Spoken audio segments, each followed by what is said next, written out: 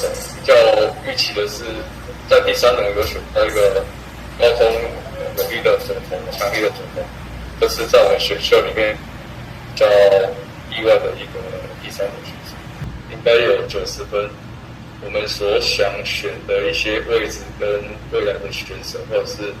马上可以在即战力使用的选手，都有期待。张翔在第2轮指定是，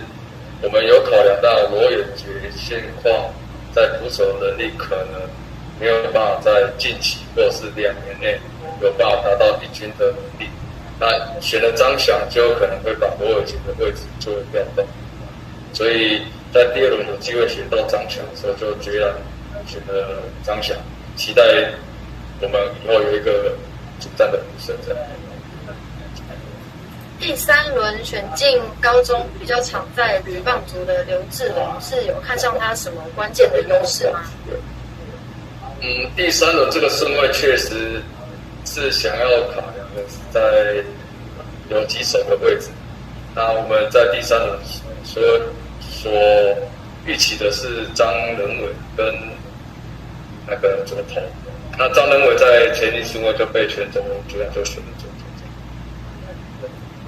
最后，球队目前最缺少的内野深度，今年选择业余好手是原先的计划吗？对，因为有在第2轮或第3轮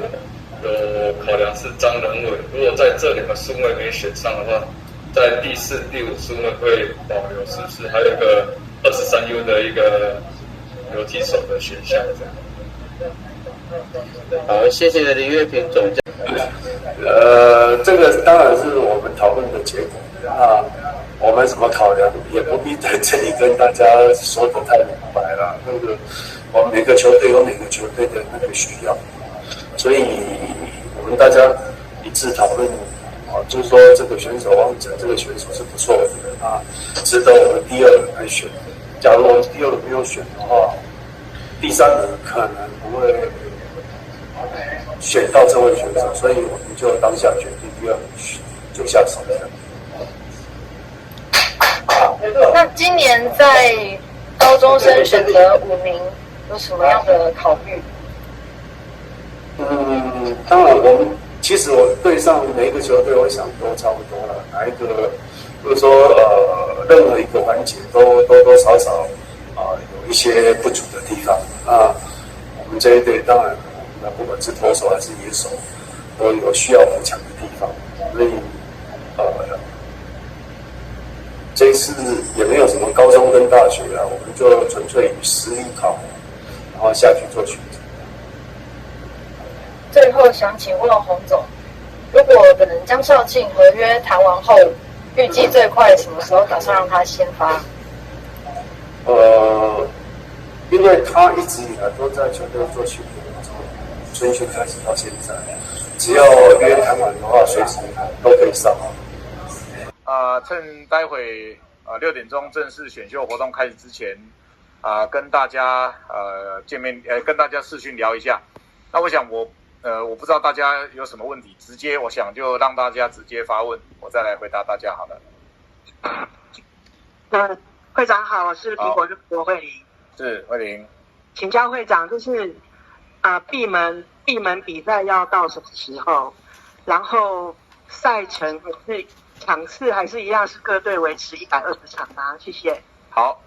第一个场次的部分，我们到目前为止的规划都还是维持原来例行赛赛季的所有的场次，也就是说，我们先进行上半球季没有打完的部分，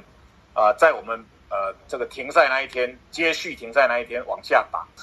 那接着我们还是到目前为止，我们还是规划下半球季的场次都跟原来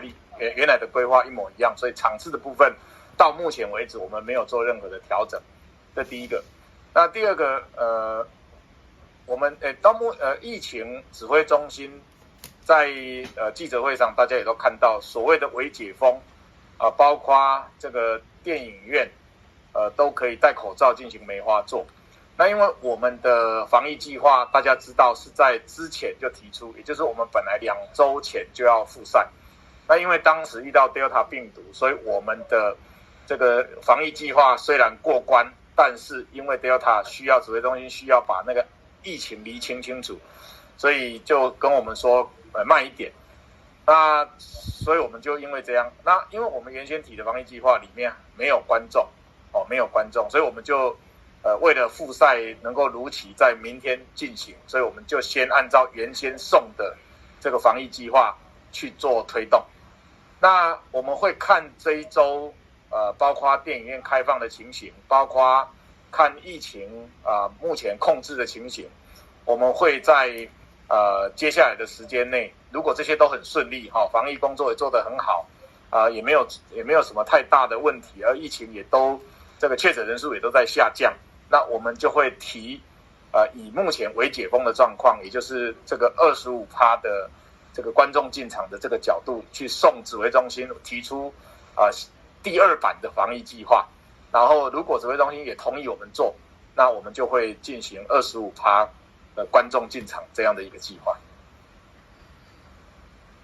谢谢会长。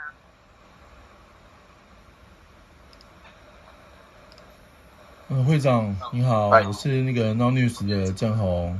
你好。会长你好，我想请问一下，就是因为现在双北其实应该是说台北市这边已经是尽量是希望说可以开放就是大型的这个场馆那会不会考虑说之后过一段时间，然后把比赛移回到双北进行这样子？会的，因为指挥中心的微解封的这个宣布里面其实是各县市一视同仁，它并没有针对台北或者新北有特别的规定，所以在这个架构底下，剩下的我们本来就可以回到双北去比赛，但是我们都知道，因为双北还有双北的这个疫情的指挥中心，所以这一周秘书长会跟双北的这个市政府进行这个密切的沟通。那如果我们也会针对回到双北做相关的这些防疫，如果都没有问题的情况底下，我们会在最快的时间让这个味全龙回到天母，然后让富邦回到新庄就都符合这个疫情指挥中心的这个相关规定。所以中央疫情指挥中心没有问题，它没有县市的差别，但剩下的就是我们跟新北市政府跟台北市政府，如果他们都愿意，他们也觉得这个很好，那我们就会让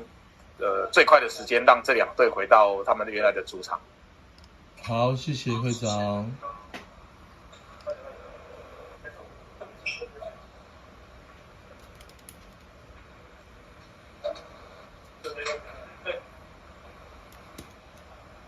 会长好。嗨，会长好，我是自由时报林佑成。佑成是想问一下，就下半季赛程比较紧凑的状况下，有考虑在礼拜1也排赛程吗？然后还有第2个问题是，原本的洋将大限在8月31号，那可能是原本的下半季，那现在的整个赛程有变动，那这方面就是也会在领队。